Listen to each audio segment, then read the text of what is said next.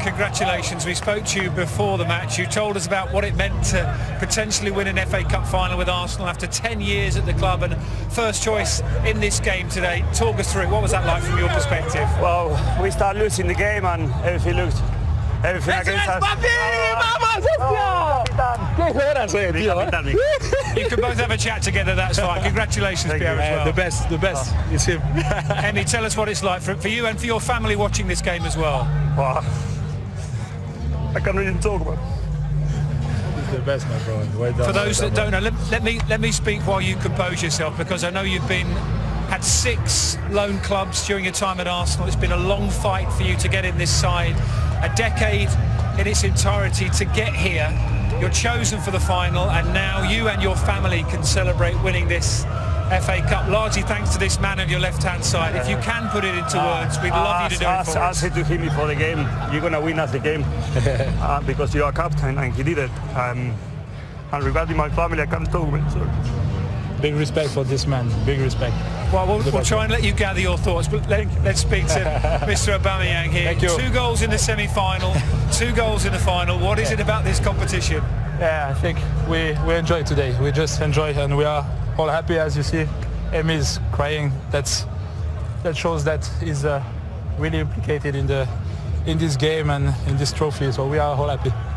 What does this say about what your manager has done? After a difficult season, nobody's happy with the league position, and yet you have secured European football for next season with this win today. Yes, I think he deserves this win. I think he did a great job, and we are all happy to have him on board, and we just follow him.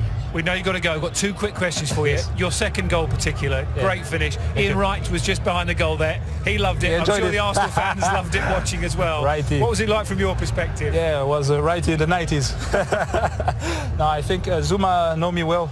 I know I'm right-footed, but so that's why I said, okay, I go on the left, and yes, that's it.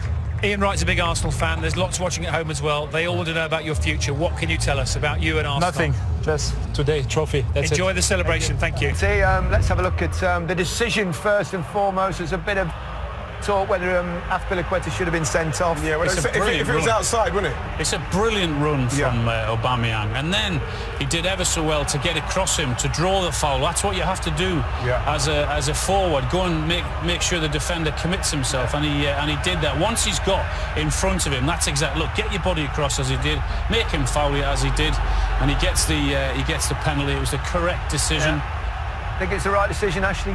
All in all? Yeah, it's the right decision, but as Alan said, I think maybe Azpilicueta could have held him. Then when he gets into the box, you've got to let him go and hope, that you get help from your goalkeeper. Yeah. But as soon as he was pulling on him, he's going to get in front of him, clever striker work, and then... Beautiful taken penalty. Fantastic. Really, really cool, really calm. Obviously, if there's people in here, you can feel the pressure, but didn't feel any pressure there. He stroked. Okay, we can hear from the Arsenal manager, Mikel Arteta. He's with Dan too. Thank you, Gary. I'm sure everyone's interested in hearing what Mikel Arteta thinks about all that. We spoke to you beforehand. You won it as a captain. Now you've won it as a manager. Talk us through the game from your perspective. Well, it was a difficult start when we conceded the goal so early. Sometimes you can go down, but if I know something about this group of players, that they weren't going to give up. They reacted straight away. Probably we played the best 30 minutes that we played since I arrived. We equalized, we got the goal, and then we generate belief. In the second half, we talked about that we were so close to winning this trophy. Everybody worked incredibly hard, so I am so proud to represent these players and this club. And all the fans watching at home as well. You told them in the build-up to this match that it was important to you, as it was to them, to qualify for Europe, and you've done it now at Wembley in front of nobody, but they're all watching at home. Yeah, but it's a double reward for us. It's really important for this club in every way to be in Europe. We've done it through this competition, winning it is part of our history. It's 14 now. I contributed, we all did it, so I am so happy. And you've got a superstar striker in Pierre-Emerick Aubameyang. 2 goals in the semi-final, 2 goals in the final. I don't want to put you on the spot here, but how important is he to the future of this club? He knows what I think about him. I want to build a squad around him. I think he wants to stay. It's about getting the deal done, but I think moments that will help him to realize and to believe that we are in the right path, and he's a big part of it. He's loved by everybody at the club, so hopefully he can continue with us. Do you think he will? I think so, yes. And the Community Shield is now 28 days away. You'll be back here at Wembley. Give me a break. We played every 2.5 days. You can see the injuries that are happening during the games. The players were completely knackered. They made a massive effort to be through the coronavirus to get fit. And, you know, when you work so hard, at the end you get reward. So I'm really happy for them. Well, enjoy a few days off. Congratulations. Thank you so for talking much. to us. Well Thank done, you too. Thank you. Yes, what a job he's done. The first Arsenal manager to win a major trophy in his first season in charge at the club since George Graham back in 1986-87. Let's have a look at Aubameyang's second goal. Beautiful finish, Alan. Oh, it was magnificent. Look where he starts on the halfway line there. He can smell that he might be getting the opportunity.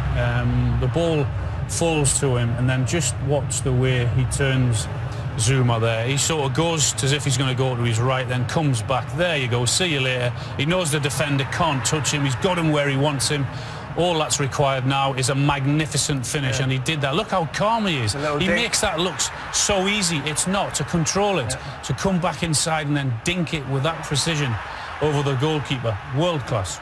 What's your gut feeling, Ian, about whether he'll stay or not? It's interesting because he didn't really want to talk about it at all, the player, but the manager sounded quite confident that he would stay. Yeah, I'm hoping that he's trying to keep his cards close to his chest, but obviously him and the manager have been speaking, and the manager, look as confident as he looks, may know obviously more than we know, but it seems to me that judging by Mikel Arteta's body language and the way he speaks, he believes he's going to stay. He said he wants to build a team around him, and I hope that happens. Yeah, from a Chelsea perspective, they got off to a great start. It seems a long while ago now, that, wasn't it, that Pulisic put them ahead. But he was probably the key, really, the sense that he scored, but also the injury as well. Yeah, he was key for Chelsea in the way they played today, playing off Giroud, just getting in between lines, and that's a great finish. We didn't see it too much in the game, but when you're getting him in between the lines, Mason supporting through with Giroud, and then he goes off injured, I think Chelsea lost that impetus and that quality. Yeah, here is that injury. It's a great touch there through his legs with a nutmeg, and then he's driving with pace, and then I think he's pulled it before. Yeah, we saw it grimace, didn't we? I don't know whether we could see that in the replay. And he's carried on and took the shot, so you've got to give him credit for that, but yeah, it's very unfortunate now that he's there, isn't it? Yeah, but he's brave to carry on. Yeah, I mean, I've never seen that, because look, he's screaming now. If that's a hamstring, for him to carry on the same steps at that pace is unbelievable. Pain he must have been in there, but I really do feel for him, because he was causing a lot of problems. Yeah, and I suppose any chance that Chelsea were likely to have went with Kovacic's second yellow card, which we felt was really hard. It was very... This is the first yellow, Ian. Right, with that one, you know, he seems like he was stretching for me. He's like stretching, so yes, you can see where you can get a yellow for that, but I just think that obviously the reaction of Xhaka doesn't help him there, but I just feel like the referee is very close. In that instant, why can't you just have a look? What are they looking at? Remember how many times they looked at that upstairs, you know? Yeah, but they cannot interfere with the decision, VAR, if it's just a yellow card. So if it was a straight red, yes, but they can't. That's the guideline. Well, it's a ridiculous rule in this particular instant, because for me, that is not enough contact in that to prove a yellow card. I think it's a terrible decision as well, and I don't think Xhaka's reaction to the tackle, the scream, the squeal helped the referee. He knows exactly what he's doing, and I thought it was an awful decision. Yeah. The other decision we need to look at, because it wasn't overly shown during the game, was possible handball from Martinez. We think he stayed in. We think his body went out, but his hands stayed in. Let's have a look. Unbelievable timing. Watch this. Watch. He's out there, look. He's on the line. Look at that line. That is tight. Unbelievable. That is tight. Finite tight. His confidence, as I'm talking about, we're talking about his confidence for him to do that. Yeah. You know, but like, I was really worried there, because I'm thinking he's going to go if that's outside, but it wasn't. It's great from him. Yeah. He's still smiling, eh? Yeah. So delighted. It really helps Arteta, doesn't it? It gives him the confidence of the players, it gives him the confidence of the board, it gives him the confidence of the fans. I think he already had it to a degree, though. But yeah, but at the same time, the pressure on him to win this game, to try and get Arsenal back into Europe, with the squad and what he's had to do with that squad from Christmas to now, what Unai Emery left, And the way he's changed it around, he's got the guys on board with what they're doing. You can see how hard they're working. They're doing a lot more work without the ball, and they've got obviously a world-class striker, so that if they are resolute, they can get the win, and that's what they've done today. Now you just want him to get back, Tal. And also, because of this win and because of them being in Europe, it also gives him a bigger transfer kitty, which is what he needs to get Arsenal anywhere near challenging to get into the top 4 next season. What would be successful for them next season? Well, he'll want to get in. He'll want to get in and around the top 4 next season. That's what he'll want to do. That's possible with the squad he's got? Not with the squad he's got. No, I don't. I think he'll need improvements to achieve that. But I think he'll get them, certainly on the back of this now as well. It'll certainly help him, won't it, Ashley? Yeah, I think they've got to back him. As Ian said and Al said, you've got to back him. He's done enough. You see the qualities he has. So you've got to back him now, and hopefully he can... And lots of good young players as well, haven't he? He's got the young ones. Saka, he's got the young ones coming through, but I still feel you need some experience. You've got it, but I think if you want to keep Aubameyang, it's all good keeping youngsters, but you've got to bring some top names alongside him as well. And he'll be expecting that as well, Aubameyang. Well, I think I'm sure it'll be one of his stipulations for him staying. He will want the kind of players around him that's going to create chances for him, who are going to have the same ambition as him, wanting to win things and wanting to win things with the club. That's what I would want to do if I'm staying. But for Chelsea, it's a kind of a sad end to what's been a pretty impressive campaign considering everything. Yeah, I mean they'll be sick, and rightly so, for a while, and Frank will be so disappointed because he had belief in this team. But when he thinks about it, it's still a very good achievement in getting into the top 4. As I said before the game, with what he's had to deal with this season and not being able to sign anyone, having get rid of his best player, giving his youth a chance, and put all that together, and the number of goals that they conceded as well to do that, and then still finish in the top 4. So it's still been a positive season for Frank and Chelsea. Yeah, looking at the two squads as well, you'd actually say Chelsea are in better, even though they've lost today, perhaps in better shape going into next season than perhaps Arsenal. Yeah, I would agree with that, but I still feel they need to add. They need to add. They need to make this, whether it is defenders, goalkeeper, they need to start adding personalities, leaders, because I think that's going to help. Yeah, they've got a couple of big names coming in, haven't they? Ziyech and... Well, Ziyech and Werner are 2 signings, but like I go with Ash. I think they do definitely need... I think the goalkeeper's a problem for them, the goalkeeper position and centre halves. They need that if they're going to challenge. OK, let's hear from the Chelsea boss, Frank Lampard. Thank you, Gary. Frank, thanks for coming to speak to us. It's never easy to lose a cup final, particularly one where you started so well.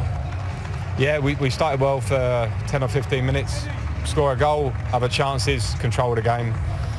And we can only blame ourselves from that point in football terms, because we decided to take control, as in let's get complacent, let's take our time on the ball, let's try and play short passes like it's a bit of a stroll. A cup final can never be a stroll.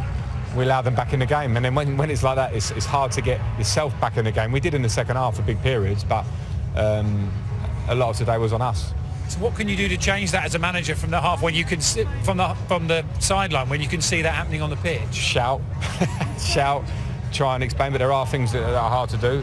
There are some elements in our game that we've worked hard on all year, and but some bits are a little bit in you as a group, and we have that in us. We control games. You come here, Manchester United 2 weeks ago, fantastic, moved the ball, hit the sides, have a threat behind. Today we were slow, played back on ourselves, invited pressure, didn't really know where to go from that, and we didn't perform well enough to win a final. I've got to ask you about some of the injuries as well. Azpilicueta, Pulisic, Pedro. How does that get you ready now for a big game next weekend as well for Chelsea? I'm not even thinking too much about that yet, but for the game it was, it all came together for us today, didn't it? We were below par after the start.